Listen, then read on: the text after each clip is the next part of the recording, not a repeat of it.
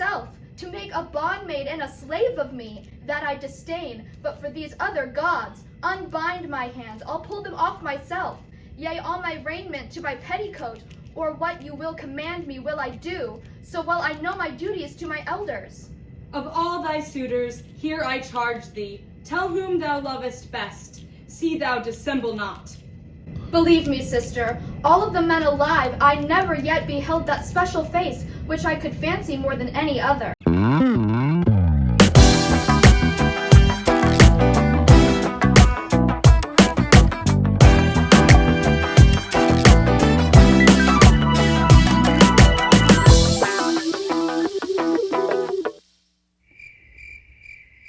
Minion, thou liest.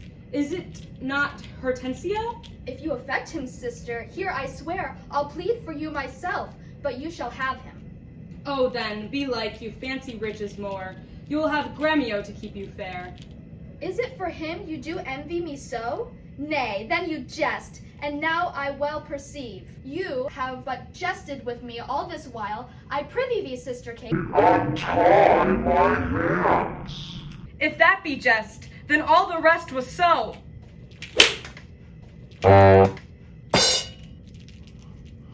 Why, how now, dame? Whence grows this insolence? Bianca, stand aside, poor girl.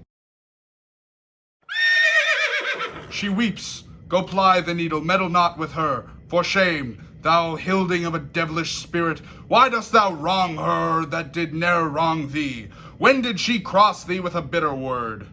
Her sons flouts me, and I'll be revenged. What, in my sight? Bianca, get thee in. What? Will you not suffer me? Nay, now I see. She is your treasure. She must have a husband. I must dance barefoot on her wedding day, and for your love to her, lead apes in hell. Talk not to me. I will go sit and weep till I can find occasion of revenge. Was ever gentleman thus grieved as I? But who comes here?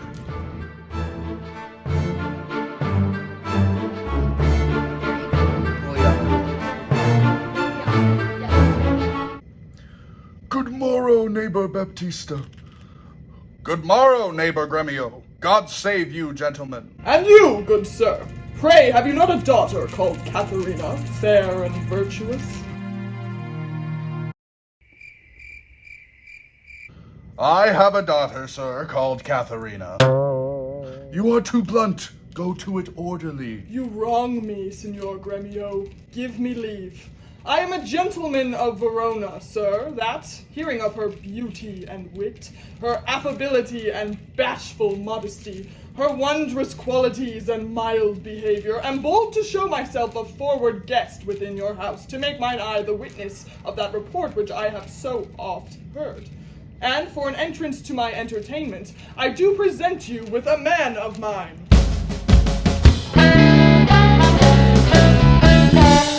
Cunning in music and the mathematics, to instruct her fully in those sciences, whereof I know she is not ignorant. Accept him, or else you do me wrong. His name is Litio, born in Mantua.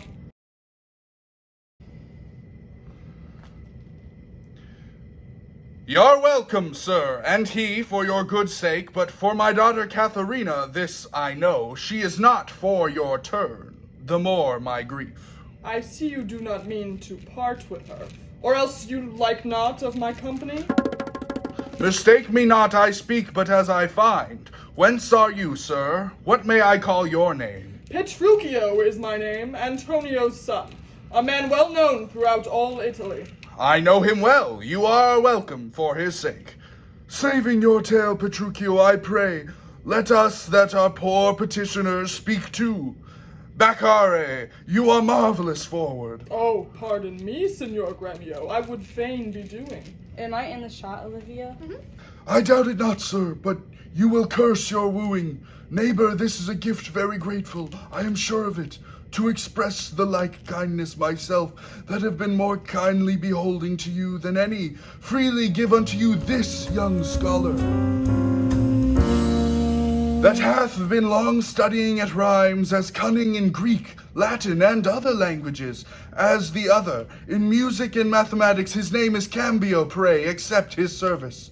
1,000 thanks, Signor Gremio. Welcome, good Cambio.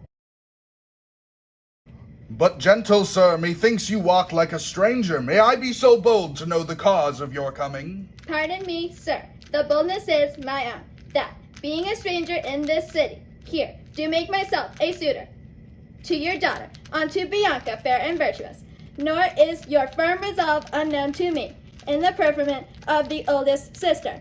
This liberty is all that I request, that upon knowledge of my parentage, I may have welcome amongst the rest that will, and free access and favor as the rest, and toward the education of your daughters, I here bestow a simple instrument and this small packet of Greek and Latin books. If you accept them, then their worth is great. Lucentio is your name. Of whence, I pray? Pisa, sir, son to Vicentia. A mighty man of Pisa, by report. I know him well. You are very welcome, sir. Take you the lute, and you the set of books. You shall go see your pupils presently. Hollow within.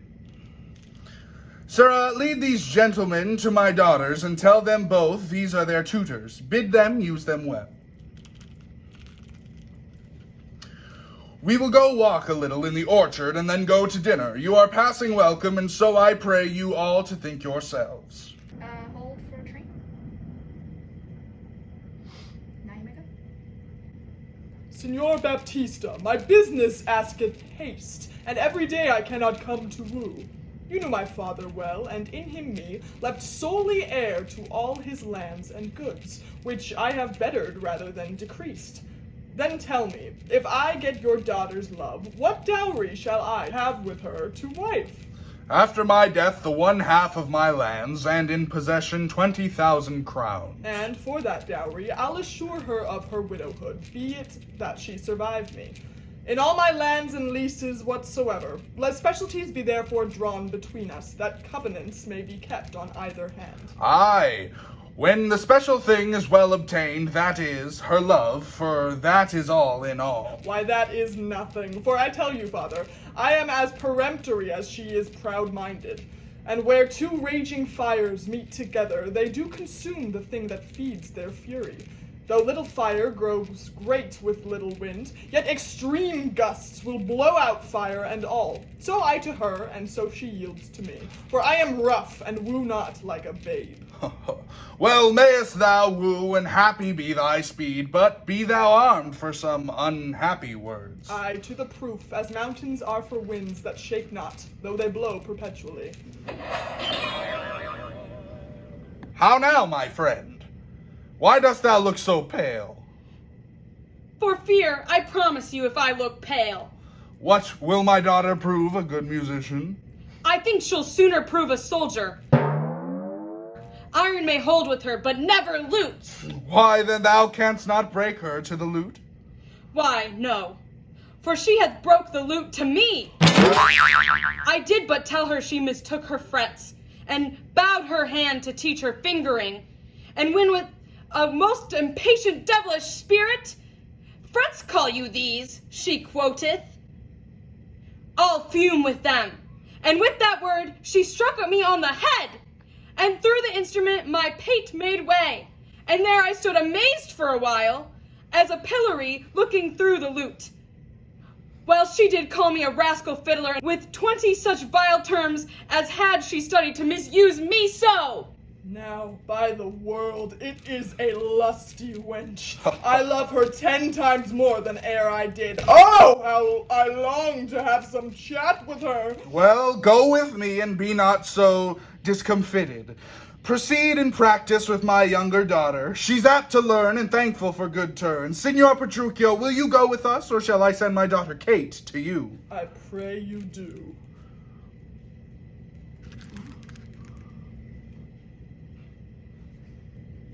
I will attend her here, and woo her with some spirit when she comes.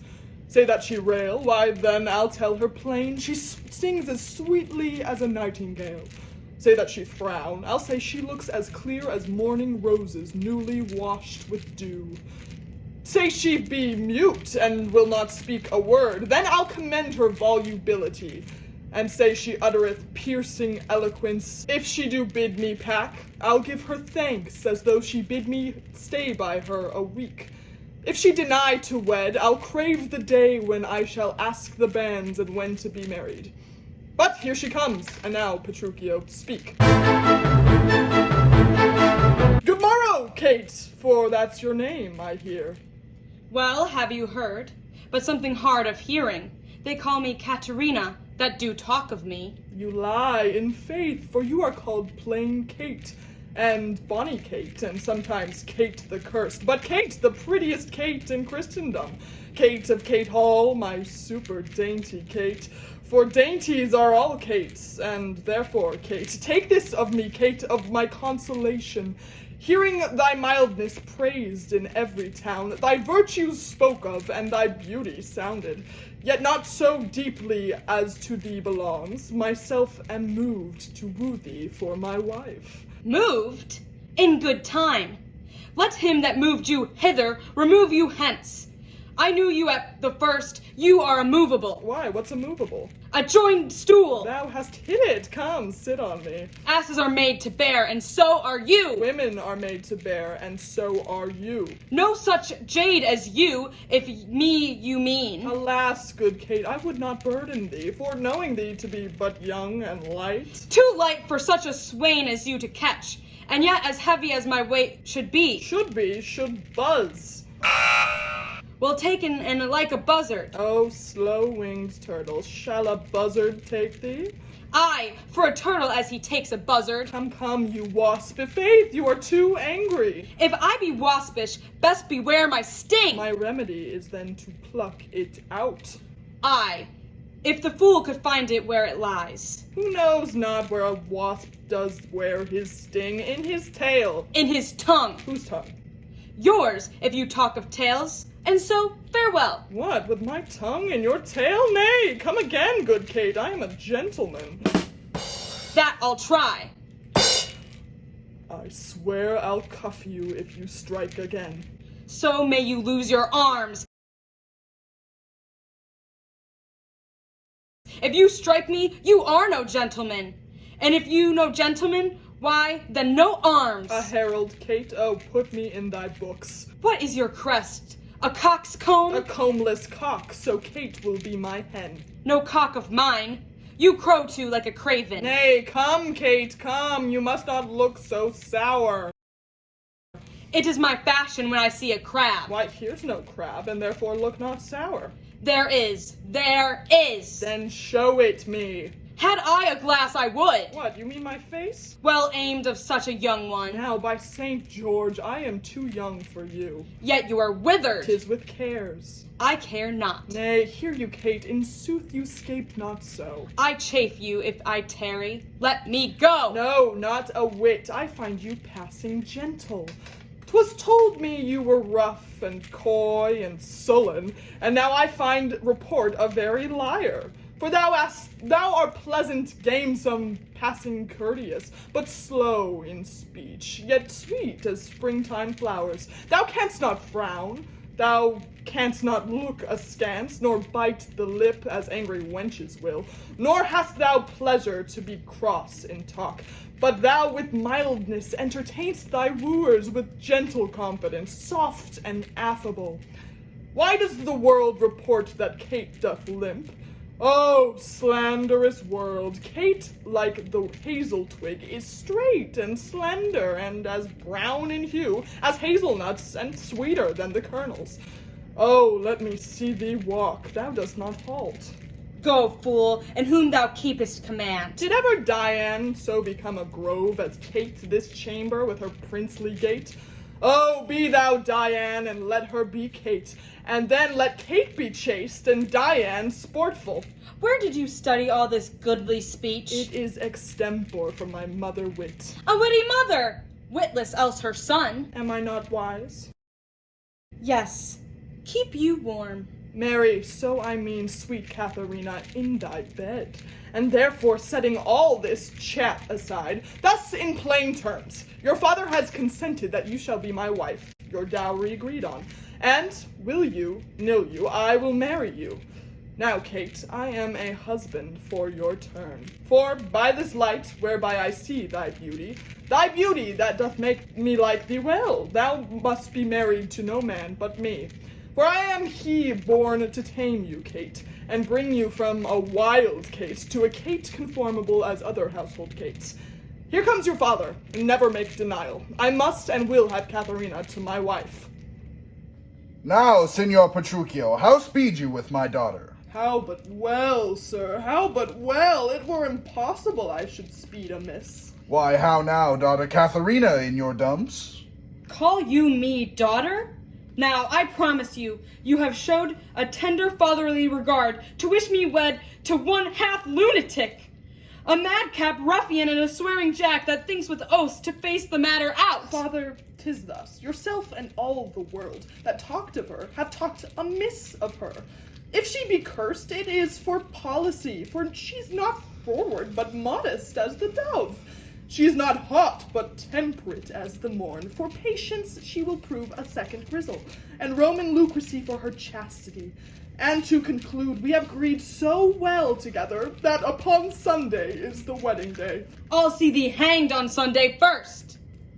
Hark, Petruchio, she says she'll see thee hanged first. Is this your speeding? Nay, then good night our part. Be patient, gentlemen. I choose her for myself. If she and I be pleased, what's that to you? 'Tis bargained twixt us twain, being alone, that she shall be cursed in company. I tell you, 'tis incredible to believe how much she loves me. Oh, the kindest Kate! She hung about my neck, and kiss on kiss she vied so fast, protesting oath on oath, that in a twink she won me to her love. Oh, you are novices. 'Tis a world to see, how tame when men and women are alone. A meacock wench can make the curses true. Give me thy hand, Kate, and I will unto Venice, to buy apparel against the wedding day. Provide the feast, father, and bid the guests. I will be sure my Katharina shall be fine. I know not what to say, but give me your hands. God send you joy, Petruchio. 'Tis a match. Amen, we say. We will be witnesses. Father and wife and gentlemen, adieu. I will to Venice. Sunday comes apace. We will have rings and things in fine array. And kiss me, Kate. We will be married a Sunday. Was ever match clapped up so suddenly? Faith, gentlemen, now I play a merchant's part, and venture madly on a desperate mart. 'Twas a commodity, lay, fretting by you, 'twill bring you gain, or perish on the seas. The gain I seek is quiet in the match. No doubt, but he hath got a quiet catch. But now, Baptista, to your younger daughter, now is the day we have long looked for. I am your neighbor, and was suitor first. And I am one that loves Bianca more than words can witness, or your thoughts can guess. Youngling, thou canst not love so dear as I. Greybeard, thy love doth freeze. But thine doth fry. Skipper, stand back, 'tis age that nourisheth. But youth and ladies' eyes that flourisheth. Content you, gentlemen, I will compound this strife. 'Tis deeds must win the prize, and he of both that can assure my daughter greatest dower shall have my Bianca's love. Say, Signor Gremio, what can you assure her? First, as you know, my house within the city is richly furnished with plate and gold, basins and ewers to lave her dainty hands, my hangings all of Tyrian tapestry, in ivory coffers I have stuffed my crowns, in cypress chests my arras, counterpoints, costly apparel, tents and canopies, fine linen, Turkey cushions, bossed with pearl, valance of Venice, gold and needlework, pewter and brass, and all things that belong to house or housekeeping. Then at my farm I have 100 milch kine to the pail, 60 fat oxen standing in my stalls, and all things answerable to this portion. Myself am struck in years, I must confess, and if I die tomorrow, this is hers. If whilst I live she will be only mine. That only came well in. Sir, list to me. I am my father's heir and only son. If I may have your daughter to my wife, I will leave her houses 3 or 4 as good, within reach piece of walls, and anyone old Signor Gremio has in Padua. Besides, 2,000 ducats by the year of fruitful land, all which shall be her jointure. What? Have I pinched you, Signor Gremio? 2,000 ducats by the year of land. My land amounts not to so much in all that she shall have, besides an argosy that now is lying in Marcel's road. What have I choked you with in argosy? Gremio, 'tis known my father hath no less than 3 great argosies, besides 2 galleasses, and 12 tight galleys. These I will assure her, and twice as much, whate'er thou offerest next. Nay, I have offered all, I have no more, and she can have no more than all I have. If you like me, she shall have me and mine. Why then the maid is mine from all the world. By your firm promise, Gremio is outside. I must confess your offer is the best, and let your father make her the assurance. She is your own, else you must pardon me. If you should die before him, where's her dower? That's but a cavil. He is old, I young. And may not young men die as well as the old? Well, gentlemen, I am thus resolved. On Sunday next, you know, my daughter Katharina is to be married. Now on Sunday following shall Bianca be bride to you. If you make this assurance, if not to Signor Gremio, and so I take my leave and thank you both. Adieu, good neighbor. Now I fear thee not. Sirrah, young gamester, your father were a fool to give thee all, and in this waning age set foot under thy table. Tut, a toy! An Italian old fox is not so kind, my boy. A vengeance on your crafty wither hide, yet I have faced it with a card of 10. 'Tis my head to do my master good. I see no reason, but suppose Lucentio must get a father, called, supposed, Vicentio, and that's a wonder. Fathers commonly do get their children, but in this case of wooing, a child shall get a sire, if I fail not my cunning.